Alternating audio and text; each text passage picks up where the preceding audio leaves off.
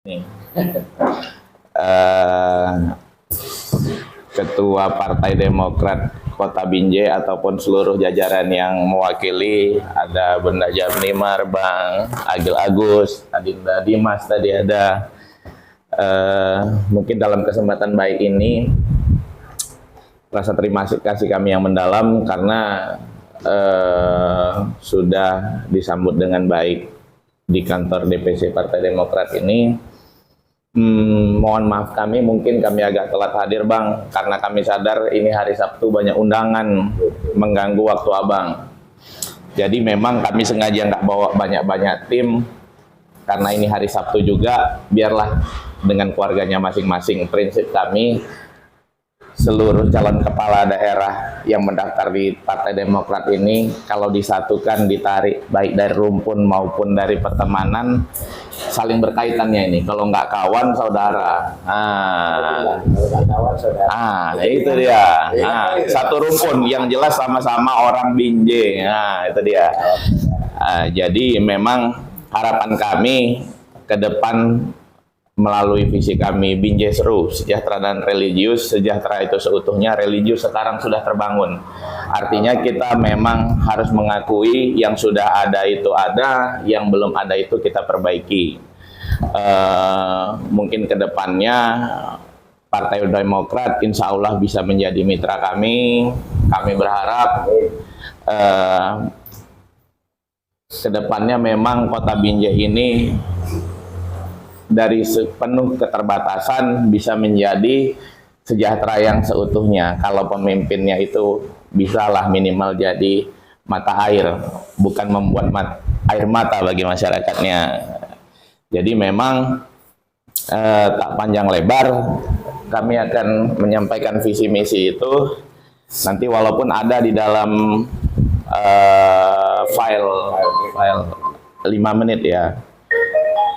Ini Bang bukan karena daftar di Demokrat, memang di semua partai kami buat begini biru. Memang saya senang warna biru. Jadi memang saya buat nih.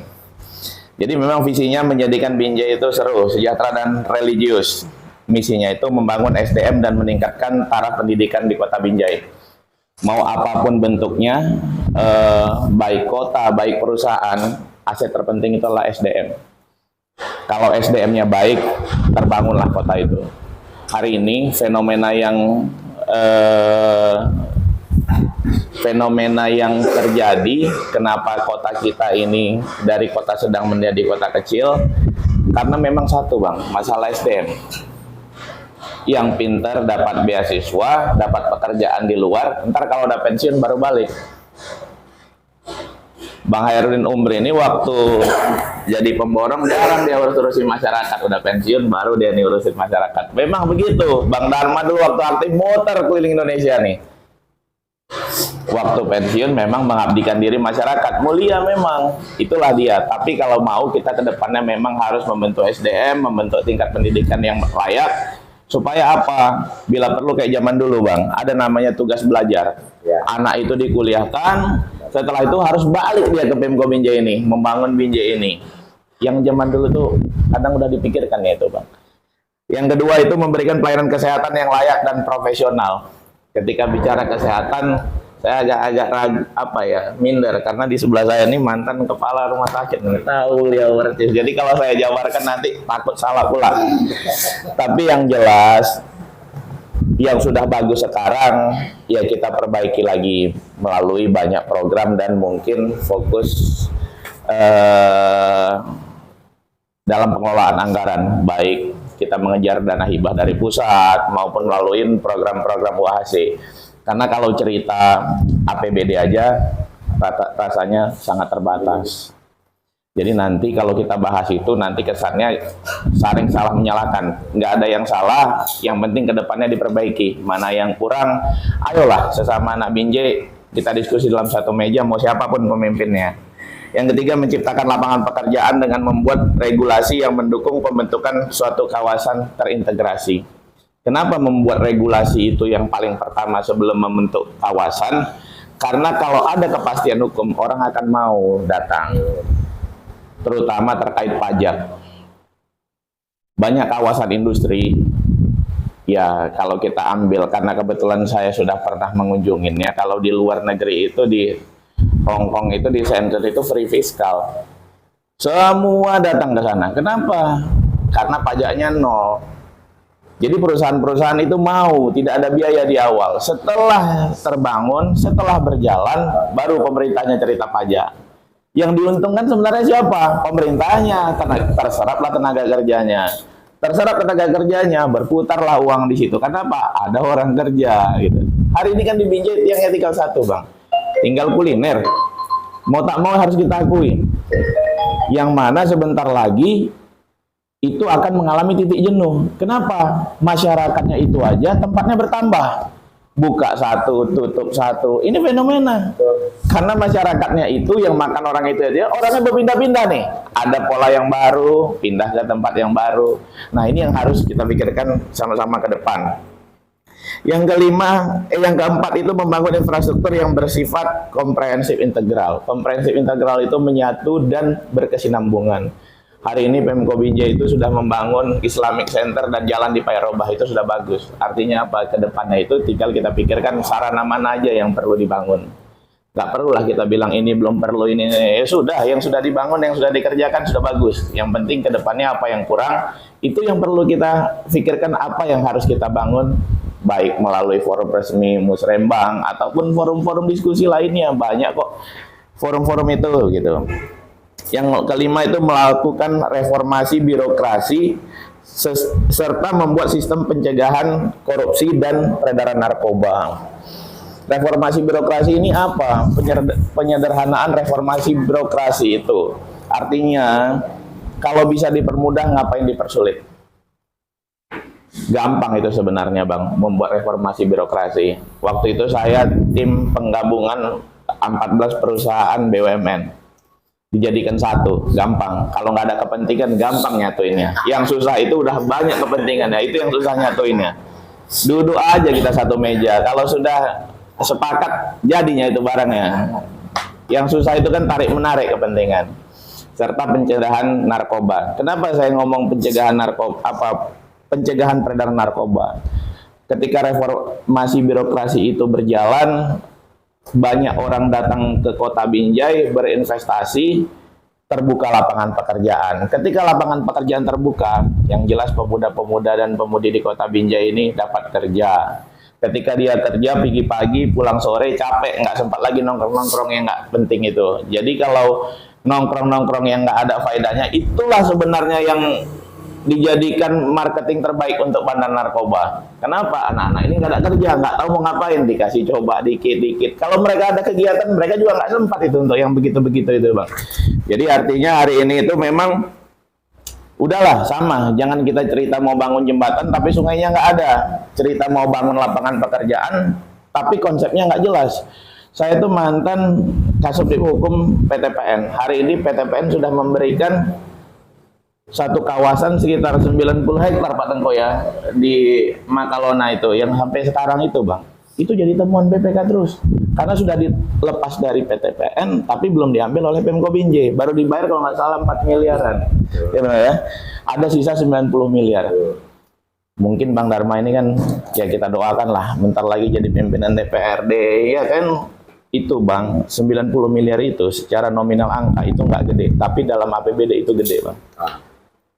Nggak akan mampu 1 tahun APBD itu membayar ke PTP, itu nggak akan mampu, Bang. Abang lihat aja ketika membayar Islamic Center hampir 50 miliar dan jalan Pairobah itu hampir 25 miliar, udah defisit APBD kita. Ini memang harus kita kasih pendapat sama-sama ini, Bang. Artinya nggak bisa wali kota sendiri itu berpikir untuk itu, dan nggak bisa juga kita hujat beliau begini-begini. Enggak, kita yang ngasih saran dan pendapatnya. Ada solusinya, banyak solusinya. Nggak harus itu dibayar 90 miliar itu semua. Nanti tinggal mudah-mudahan ada lewat malaikat. Kalau kita wali kota, Bang, pimpinan DPR kan gampang kita bicarakan itu. Yang penting jajaran Demokrat ini kita taruh nanti sebagai pembina di kawasan itu. Karena konsepnya memang jelas, Bang. Saya dulu 2014 memang co-pilot project di kawasan industri Semangke, Bang, perdagangan. Coba bayangin, Bang, sebelum proyek Semangke itu berjalan, harga tanah di Semangke itu 200.000. per meter. 2015 400.000, 2016 600.000, sekarang Bang 1 juta lebih harga tanah itu.